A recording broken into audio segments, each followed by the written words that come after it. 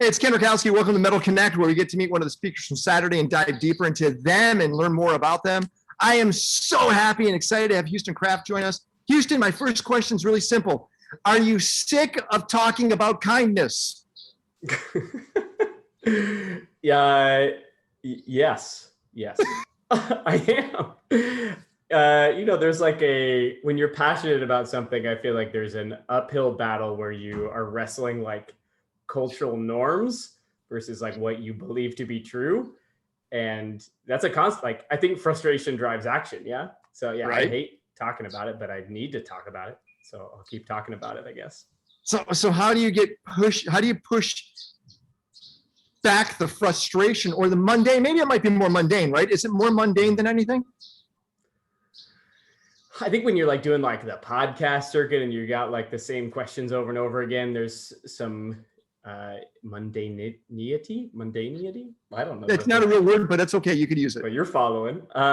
No, it's more just like when you're watching a movie and you see a fly on the screen and then you can't not see the fly anymore. Yes. I feel like a lot of the things I was introduced to, like certain paradigm shifts around kindness pretty early in my life, and you can't unsee it. And so I think it's not mundane so much as like the frustration of like wanting to give that aha people to others. And, passion and patience don't always go in the same like bucket very often. But like the reality of culture shift is like, it's always the long game. So I think that's the frustration, is more the patience to change. Okay, so many of the guys here know I've been to almost 140 countries. I've traveled around the world. Okay, that's kind of one of my personal passions. And it's interesting when you go to a certain place and I ask, so tell me about this culture or the people here. It's very rare where I hear the people are so kind. Now, where I'm at, I hear that. That's one of the first things. The people are so kind. Nepal was another place. When I'm in New York, you don't hear that, or London, you don't hear that, or France, but it's only a unique part of the world. Why do you think kindness is part of certain cultures? I think it's cultural norms it's so easy to like, the famous David Foster Wallace talk, this is water, the two fish swimming. And how's the water today? And they swim away and they're like, what's water? You're just like inside of it so much that you forget about what is normal around you. Mm-hmm. And I think so much of what drives kindness in certain cultures is just like what we've raised to value, what we give our time to, what we're surrounded by, are one way that we cultivate values in our life. And I think some cultures pay more attention to values than others, right? Some people care more about productivity. Like the Western culture is going to be more of like the transactional, whereas other cultures like much more rooted in family or community or connectedness. And you could go down the whole rabbit hole of like, well, who lives longer and who's happier and all of those like. No, but you're right. That is a rabbit hole. And it's interesting because I think a lot of times people say, does kindness have an ROI? Especially the Western sense, right? And it actually does, doesn't it? Oh, absolutely. Yeah. I mean, people will work harder for affirmations and acknowledgement more than they will money. Mother Teresa's famous quote is, people crave attention and appreciation more than they crave bread. It's a basic need. And, in the pace of our world right now and the anxiety levels of our world, if you're not making time organizationally to acknowledge people, to celebrate people, to appreciate where people are at, you're going to lose people. And like the paradigm of so much of our workforce is shifting. And I believe towards a desire for well-being and a desire for like a sense of appreciation in a space, a sense of purpose in a space. And so kindness is, I think, a through line through all of that, right? Well-being, connection, purpose. Kindness is like the aquifer that kind of lives beneath all three of those. By the way, nice to see you there, Christopher. Christopher and I talked the other day about Nepal. And Nepal, kindness is wrapped in their culture, like I mentioned earlier. So when you say you're seeing kindness being brought into what's going on today, maybe it wasn't there before. So bringing it in is you're more aware of it. To where in cultures like Nepal or here in Bali, it's inherent.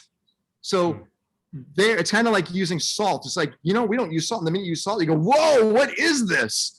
Kindness might be the salt that hasn't been in the Western culture for a long time, because it was kind of dog eat dog for a long time, right? Yeah. I mean, I like the premise. I'm a really big word person, Ken. I think words play a huge role in how we experience the world, because the way we think about things shapes the way we like act with them in the world. Mm-hmm. And one of my favorite Arabic, human in Arabic translates to forget.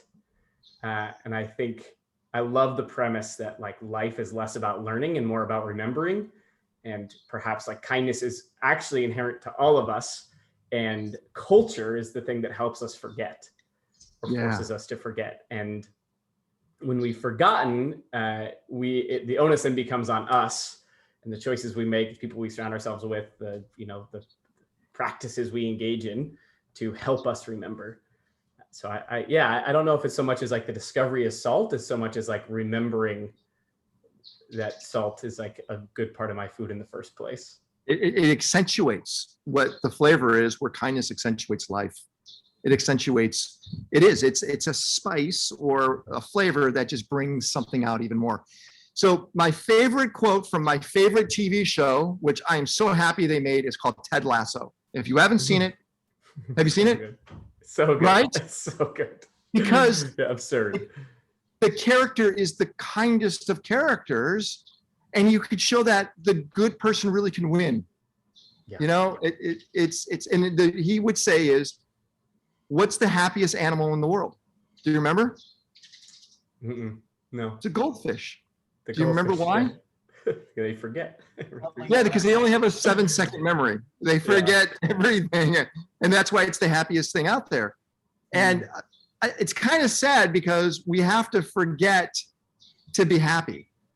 But I'm wondering a future where we remember to be happy. Like you doing this interview right now, Houston, I will remember this, and I will remember you were so kind to give us your time. I'll remember that. But if you blew us off and say, I can't do it, I will remember the negative just as much as the positive, right? So there's a balancing. So if there's a scale, we got to make sure that, and I know you don't like the word kindness because you're getting sick of it. We got to bring the kindness scale, and we need to make it as heavy as possible to make the negative go away. All right, 7 seconds of attention. I'm sorry. What was that, Christopher? Let me add one thing on to that. Do you all remember the classic movie Harvey with Jimmy Stewart about the invisible 6-foot-tall rabbit? It's such a classic. So there's a quote about kindness. I'll come right back to it.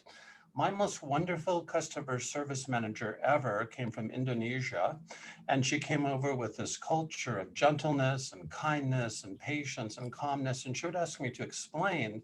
She'd say, Christopher, why is it in America? And I don't mean this to single any particular person out, but her examples were, why do you have so much respect for people like Donald Trump and these really uber rich people?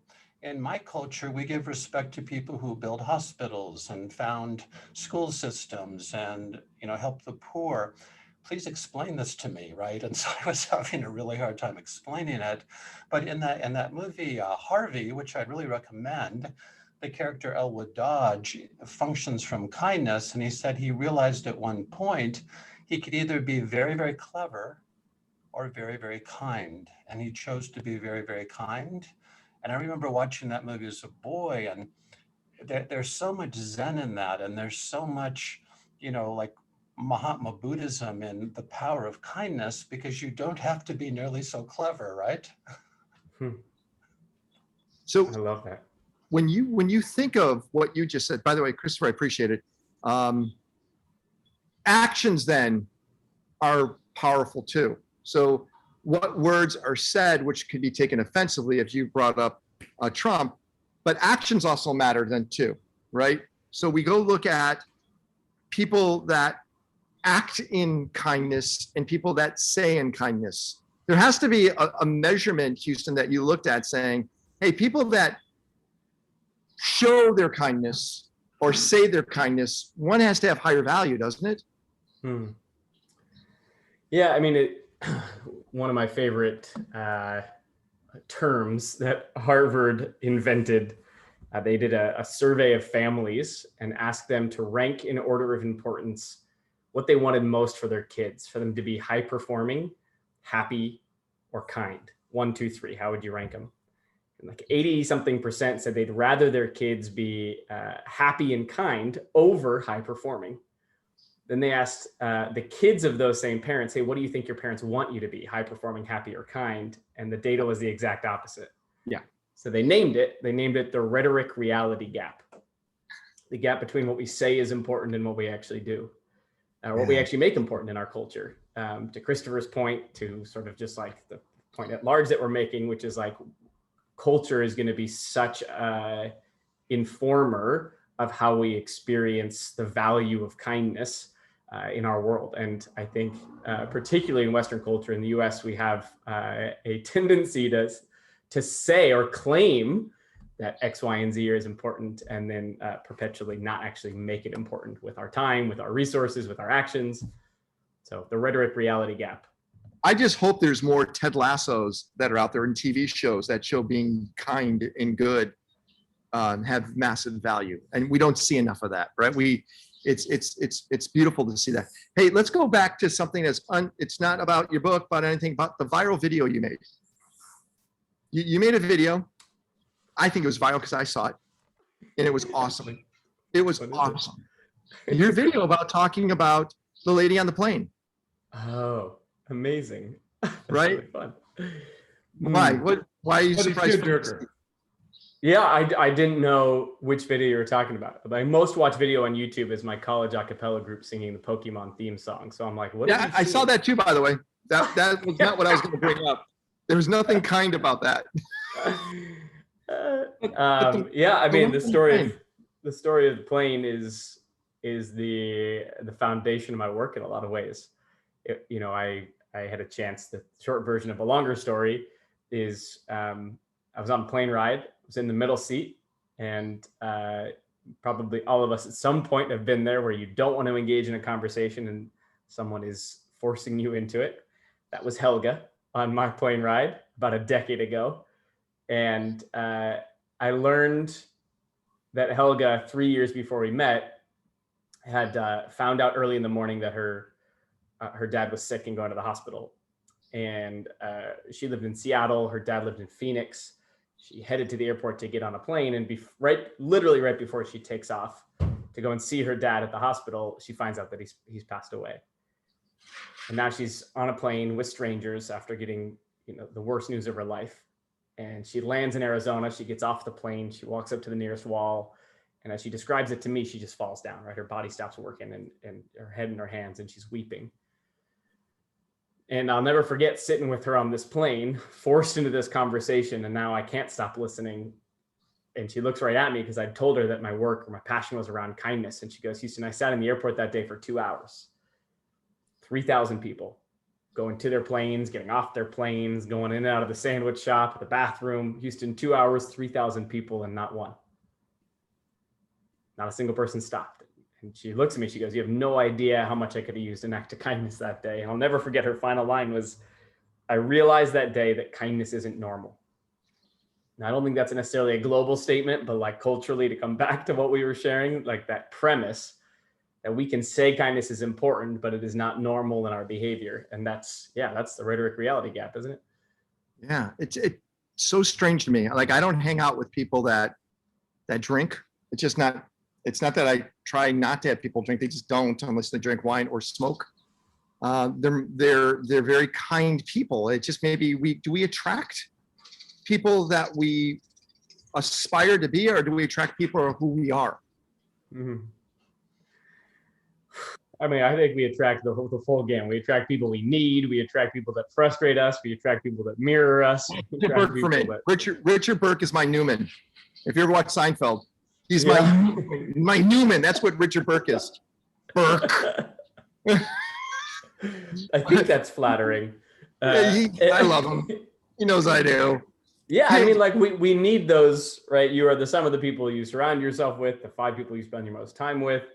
And I think the danger of only surrounding ourselves with people like us is the far side of that, which is then we don't get a chance to engage or learn or grow from different perspectives than us. You know, there's a premise that, like my work, I work in schools, right? I work in education. We have a curriculum that's pre-K through 12th grade that focuses on what I would say is like teaching the skills that lead to kindness.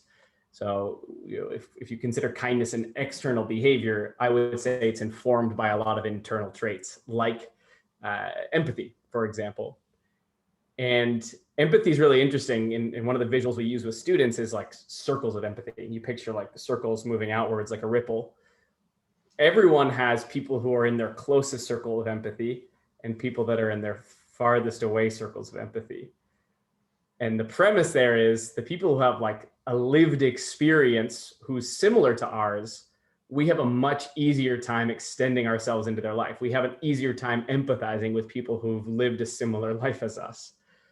And so we can say we're empathetic people, but a lot of times our empathy only extends as far as our lived experience does, which is why like intentional empathy or effective empathy actually requires us to extend not just our experience, but our imagination, practice perspective taking well beyond. And one of the paradigm shifts we offer in our curriculum is instead of perspective taking, we call it perspective getting.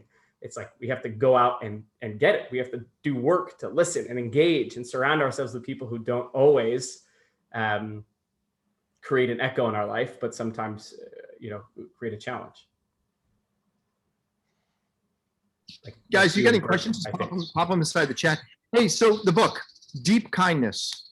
Does the shovel have a metaphor? It's a good question. I think it is like the premise of digging deep to find. I go back to like something you said earlier, which is like happiness is being forgetful. And I would argue that like a part of actually one of the more damaging narratives in our culture is that we're supposed to be happy a lot. I think that happiness is less important in our life than purpose. And that a lot of times when we pursue purpose, we don't experience traditional happiness.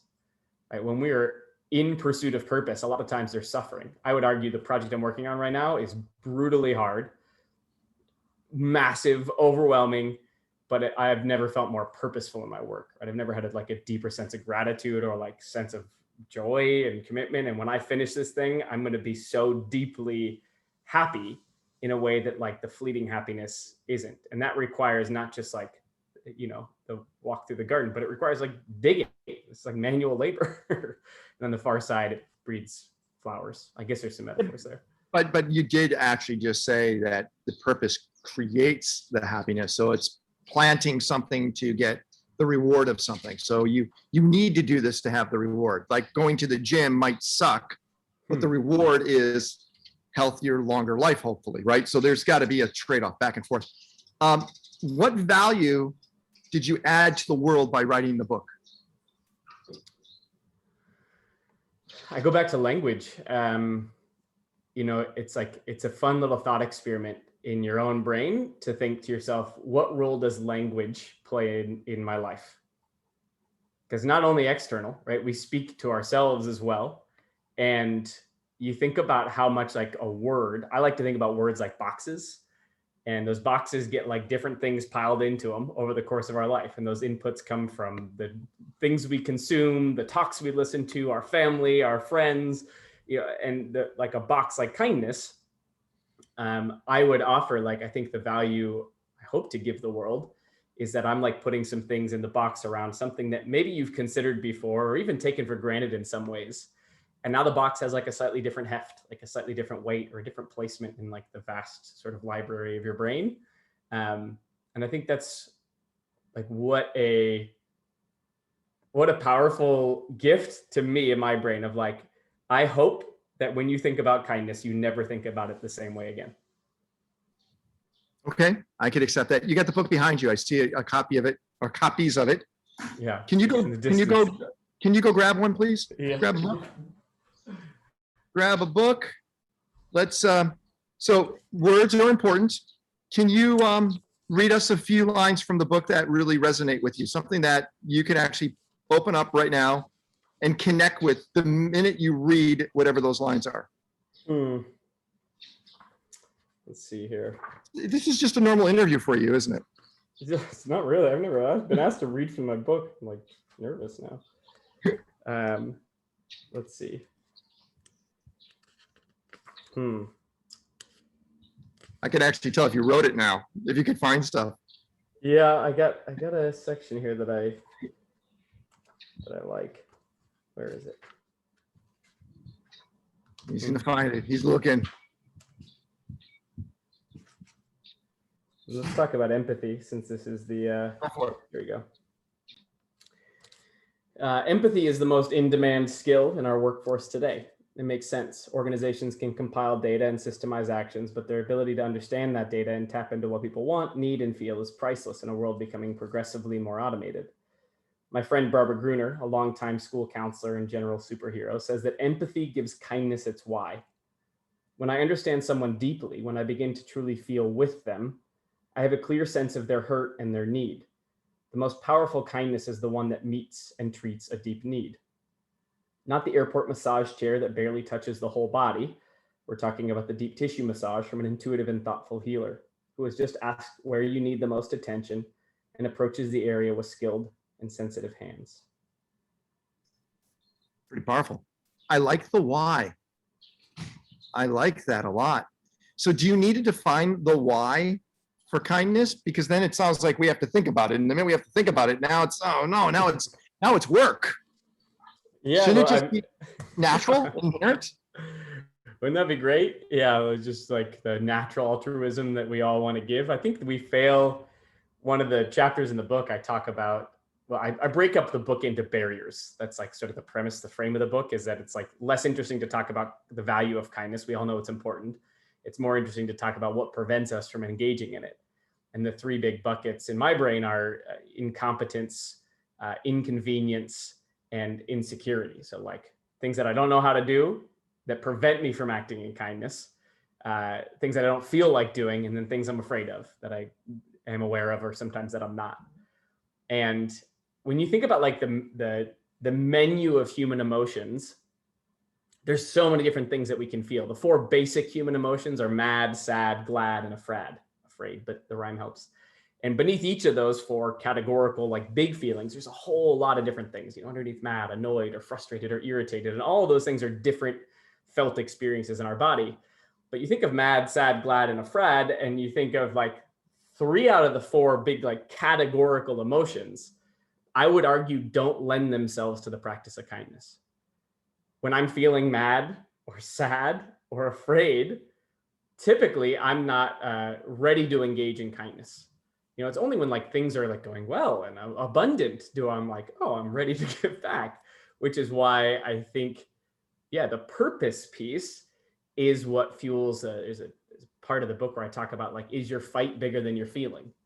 Have you clarified in enough depth why you value this thing in yourself, in your community, in the world, that even when you don't feel like doing the thing, you choose it anyways? And that's challenging for most of us with just about anything in our life, let alone something that requires like sacrifice and energy and attention to give to someone else when we feel scarce ourselves. So Houston, how do we keep ourselves in check? How do we do it? Oh. Is there a quota that we have to hit every day? Is there like, hey, I literally kept kind score today? Do I always have a conscious connection to kindness that I'm always aware that I'm doing? Just how do we keep ourselves in check? I have so many thoughts all at once. Let me give you a couple. The first one is 45% of our day is habit. That's the terrifying research. So I think part of it is giving myself permission to not have to change everything that I do, but like think about what is 1% of my habitual life that I could make kind. Meaning, what would you think about like a ritual, routine, a practice? Part 2 then is like, how do you hold yourself accountable to that practice? I lean on Peter Drucker's systems over goals. I'll give you my organizational example. At Character Strong, we have about 25 people in our organization, and we every week we have, every quarter we set a character goal. That character goal can relate to a lot of different things, whether it's kindness or gratitude or presence, or balance or well-being, like whatever that like word is that you want to focus on for the quarter.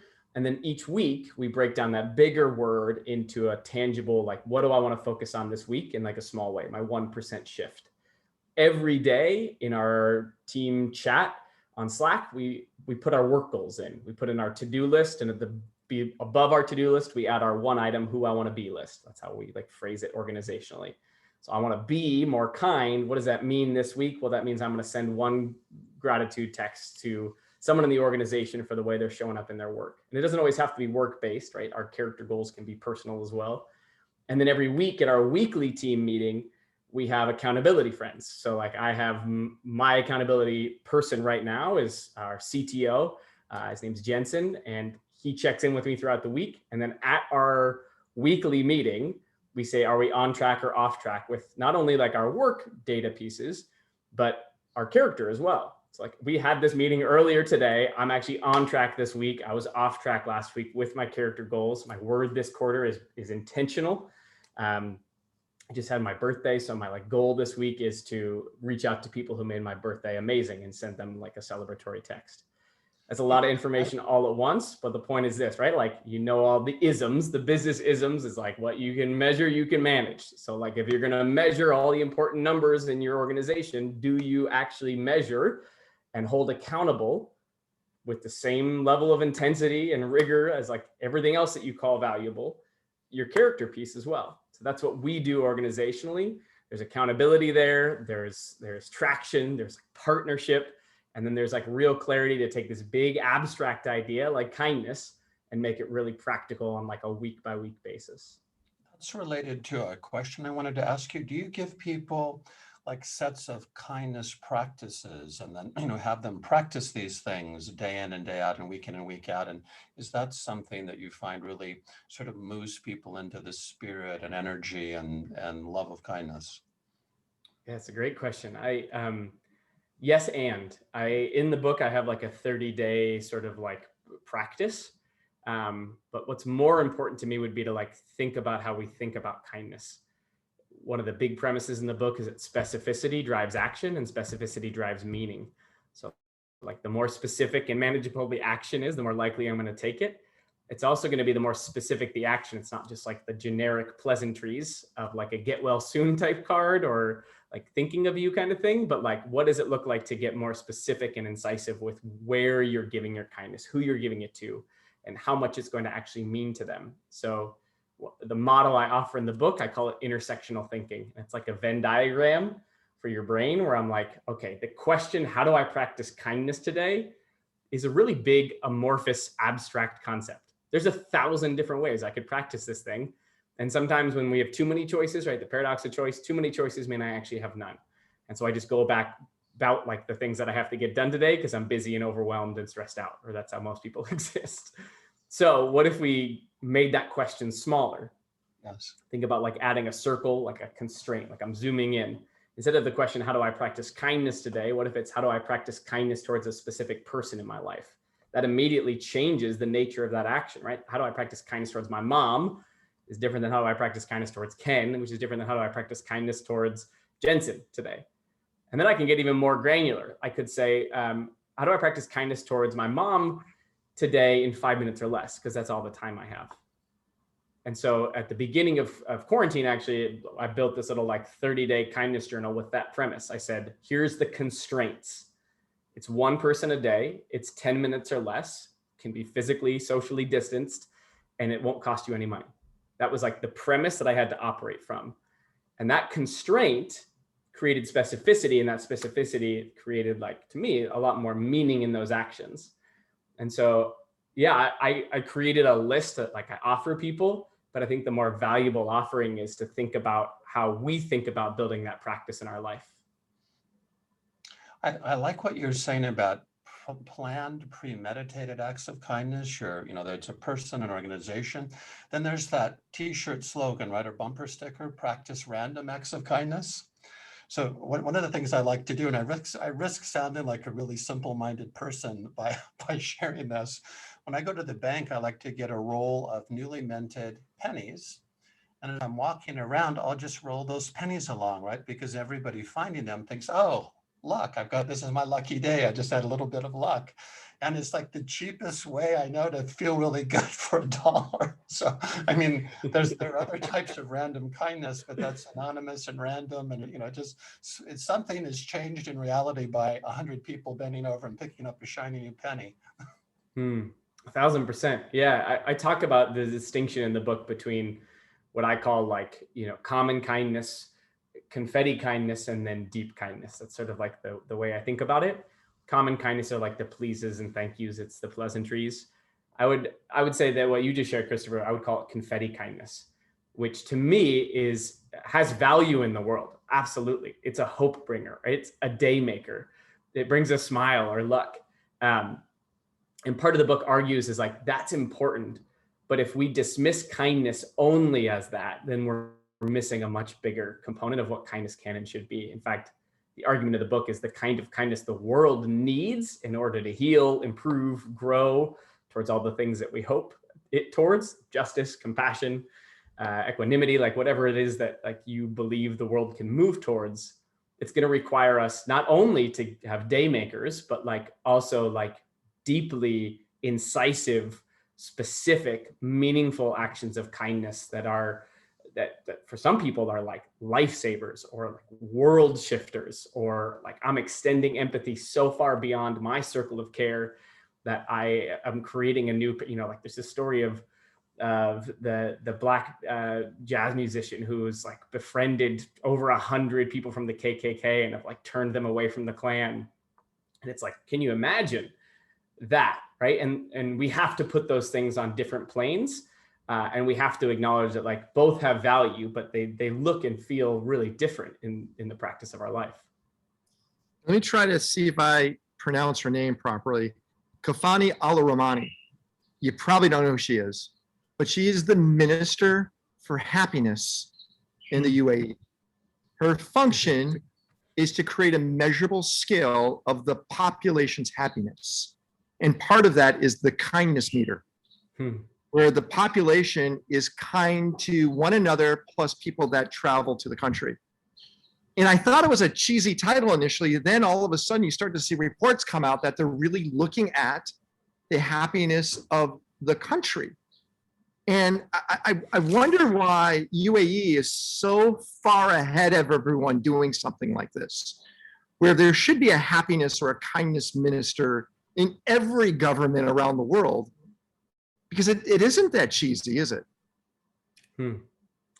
I mean, yeah, it's easy to forget the stakes, right? Like the 1 in 2 adults in the US would describe themselves as lonely, and loneliness clinically worse for your health than smoking 15 cigarettes a day.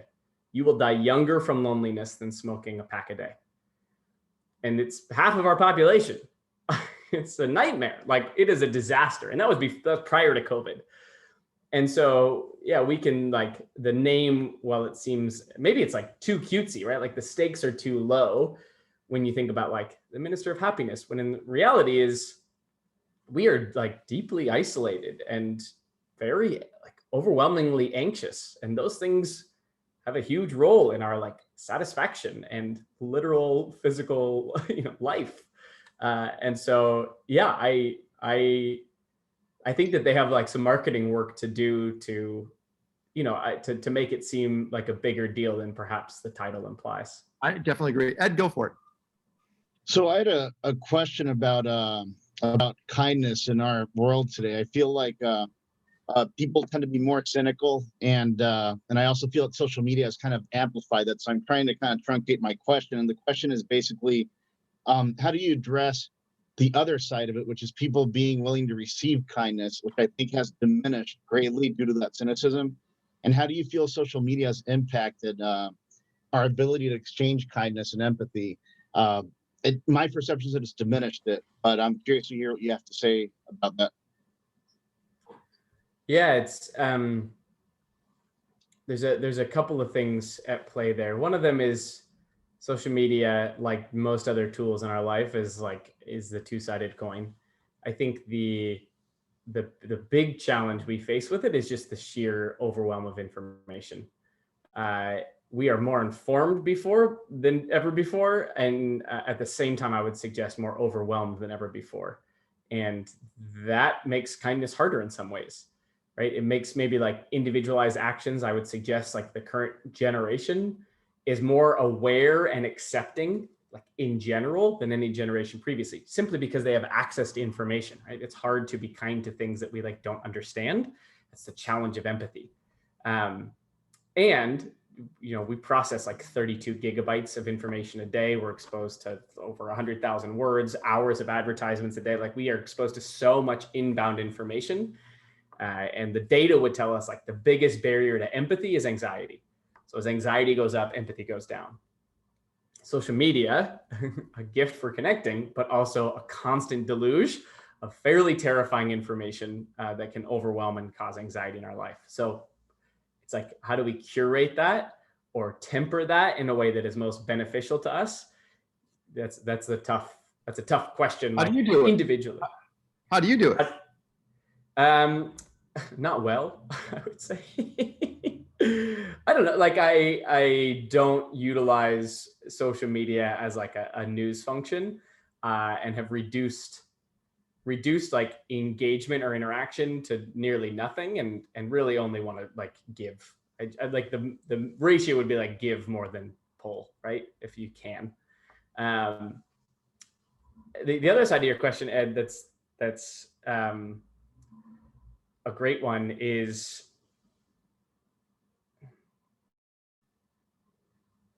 how do we receive kindness when we're feeling overwhelmed? And one of the things I chat about in the book, it's actually one of like the favorite premises of the book because it was a really humbling experience for me. I was speaking at an alternative school in Washington State. Kids who come from all varieties of backgrounds, many of them tough lived experiences. And my talk was about love and the practice of kindness. And this kid in the front row raised his hand at the end.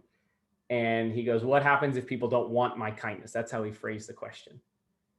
I thought that was a really interesting way to like phrase it. You can tell this kid has here's a kid who's already experienced a pretty challenging life, and he wants to give. And even in the face of attempting to like offer goodness, he gets kicked in the face again. And so we went back and forth and we had this conversation and we sort of unpacked this idea of, I asked him if he thought people trusted him. And he said, based on some of the things like my past, my history, some of the ways I've treated others, like probably not. And so what we arrived at together is like, people can't trust a thing. People can't receive a thing they don't trust. So no matter, one of my favorite phrases that drives me crazy because it's true is like, people don't know what's on your heart, which is to say you can really care about someone, but until they trust that you care about them, it doesn't matter how deeply believe it, you have to prove it to them.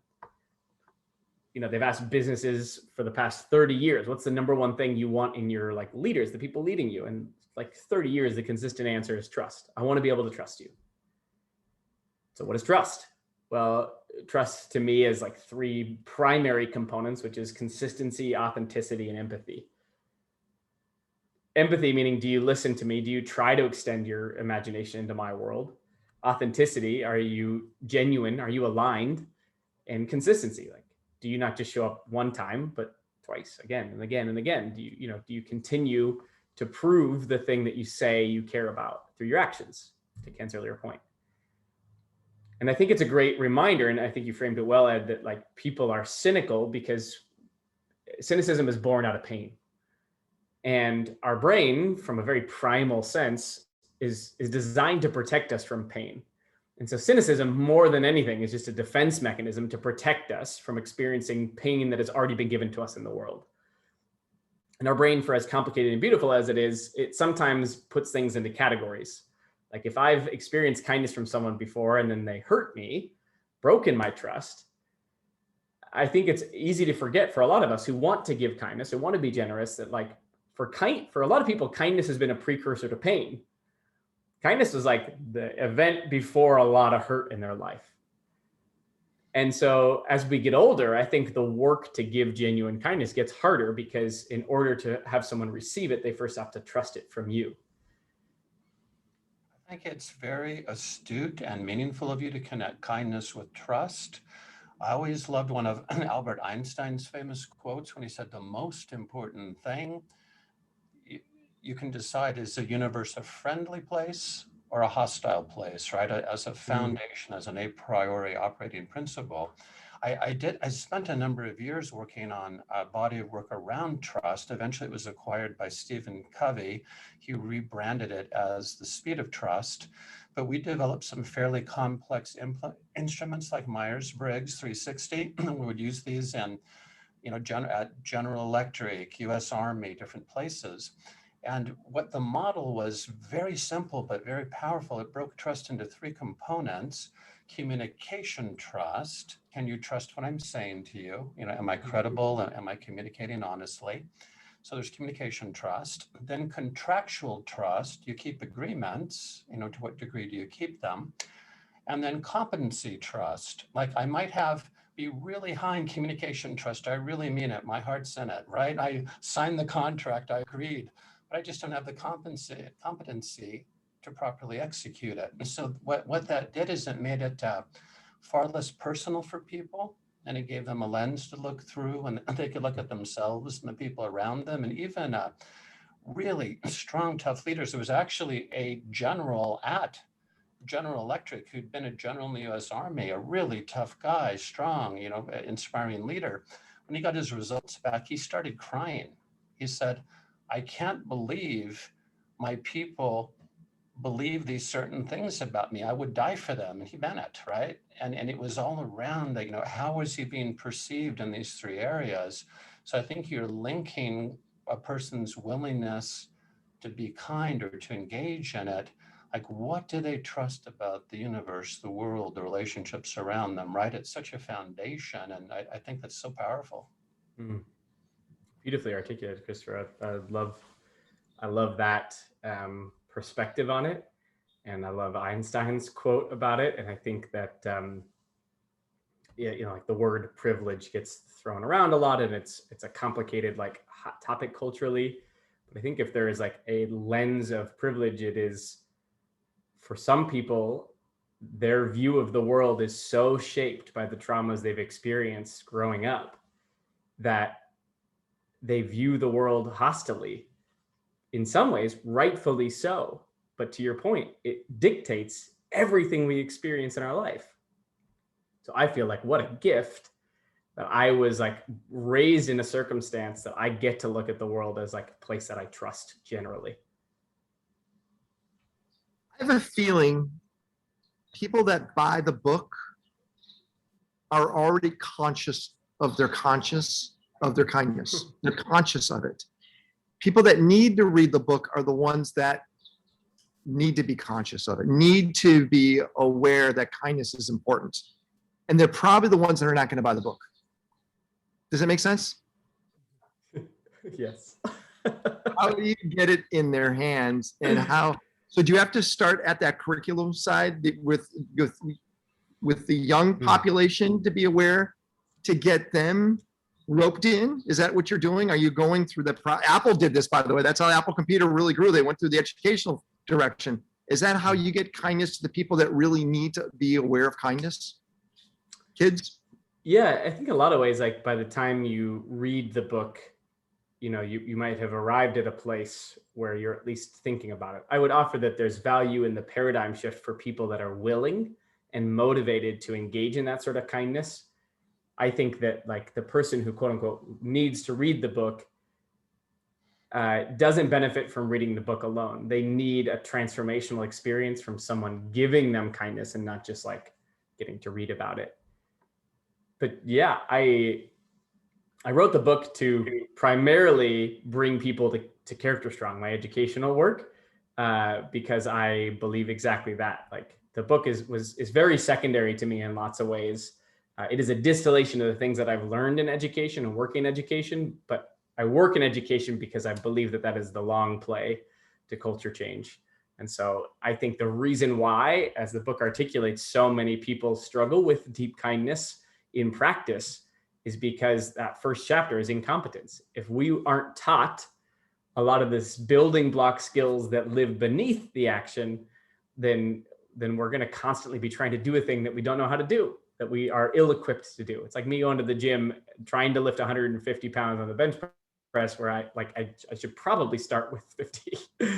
And I don't even know, I don't know proper form in the first place. So like there's precursors to this, and yet schools and organizationally and culturally will say like, be kind. And it's this like oversimplified statement that negates or neglects to acknowledge that like there's a whole lot of things that live beneath the simplicity of that statement, that if we don't educate people on, well, then you're asking for something that people aren't quite capable of yet. So when you look at like a Jordan Peterson, right? He's got his 12 principles. I'm not sure if you read that. If you go look at a lot of these people that when they come out with a book now, people are they're gonna read it. They're gonna jump on board and read it. You wrote your first book. You gonna continue? Do you have the next idea? I mean, I know Jordan Peterson, he said he's got the next 5 books mapped out in his head. Do you have yours mapped out? I don't. I think at some point I will write another book, and I think thematically the thing I'm like most interested in is generosity.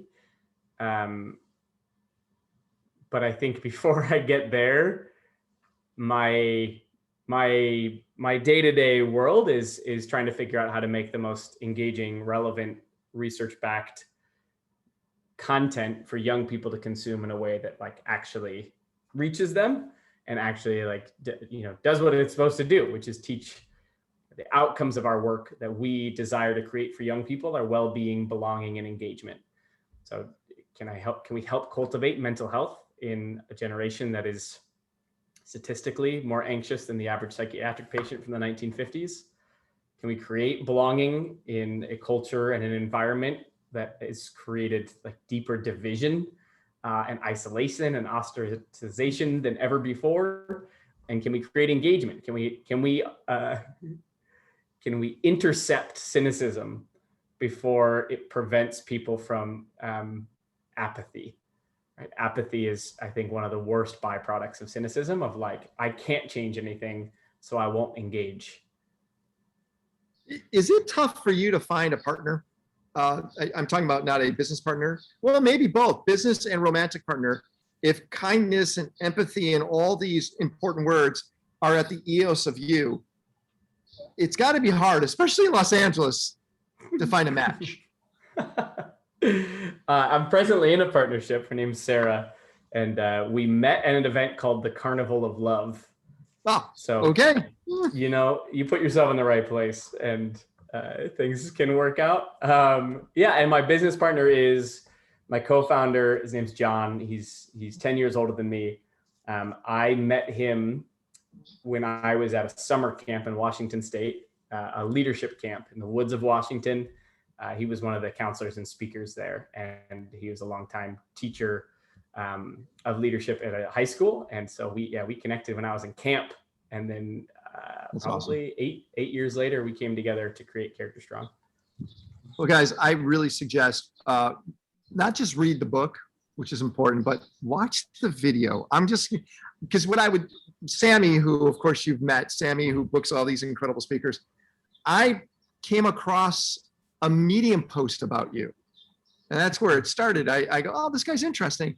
And then I watched your video, go, oh my gosh, you spoke to my soul, not just to my heart, but to my soul.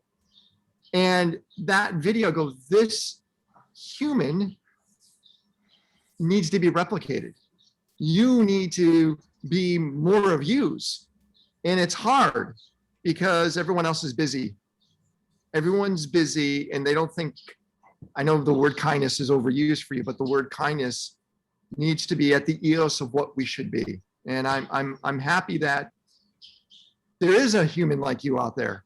And I hope they clone more of you, or whatever the essence of you is, it gets to be spread around the planet, because you're so insanely important to this world.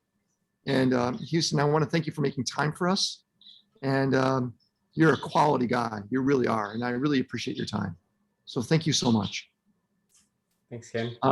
Everybody unmute yourself. Thanks, Houston. Wait, you have you want to say something, or Houston, can we close it right there? You want to end it with something? the first thing that came to my mind was, since I'm a word guy, the Greek word meraki, if you know it, it's to leave a piece of yourself behind in your work. Thank you very much. So- Efkaristo. That means thank you in Greek. Thank you so much. Everyone unmute yourself, and thank Houston for joining us. Thank you, Houston. Thanks. Thank you so much. All right, Houston. Bye, everyone. Thank you. Bye. Bye. Bye.